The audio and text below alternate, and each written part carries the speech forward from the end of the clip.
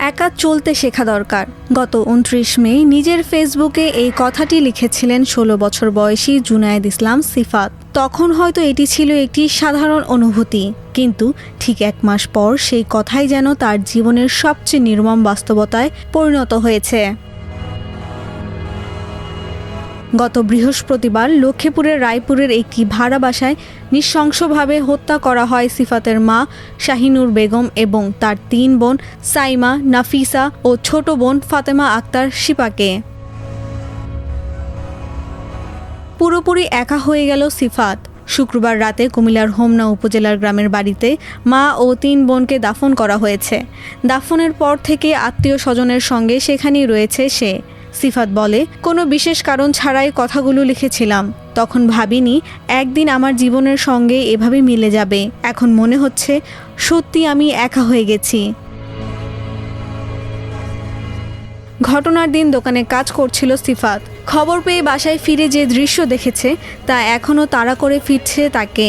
এই ছোট ছেলেটি জানায়, ঘরে ঢুকেই দেখি মা রান্নাঘরে রক্তাক্ত অবস্থায় পড়ে আছেন। পাশের কক্ষে ৩ বোনের লাশ। পুরো ঘর রক্তে ভেসে গিয়েছিল। সেই দৃশ্য আমি যে কোনোভাবেই ভুলতে পারছি না। সব থেকে বেশি কষ্ট দেয় ছোট বোনের কথা মনে হলে।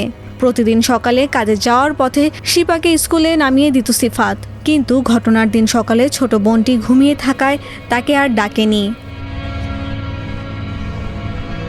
সিফাত জানায়, অভিযুক্ত অন্তর মজুমদার এক সময় একই ভবনের ওপরের তলায় ভাড়া থাকতেন।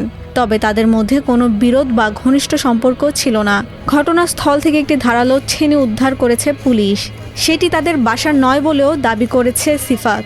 সিফাত আরও বলে, ঘটনায় অন্তরের নাম শুনে আমি বিশ্বাসই করতে পারিনি। কেন সে এমন ঘটনা ঘটাবে তা এখনও বুঝতে পারছি না। এদিকে অভিযুক্ত অন্তর মজুমদার পালানোর সময় স্থানীয়দের হাতে আটক হন। গণপিটুনির পর হাসপাতালে নেওয়া হলে চিকিৎসাধীন অবস্থায় তার মৃত্যু হয়। সিফাতের গ্রামের বাড়িতে গিয়ে তার সঙ্গে দেখা করেন কুমিল্লা ২ আসনের সংসদ সদস্য সেলিম ভূঁইয়া।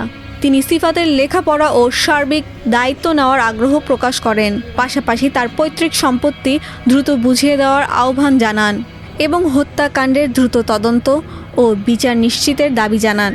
এই সময় তিনি সিফাতকে আর্থিক সহায়তাও দেন।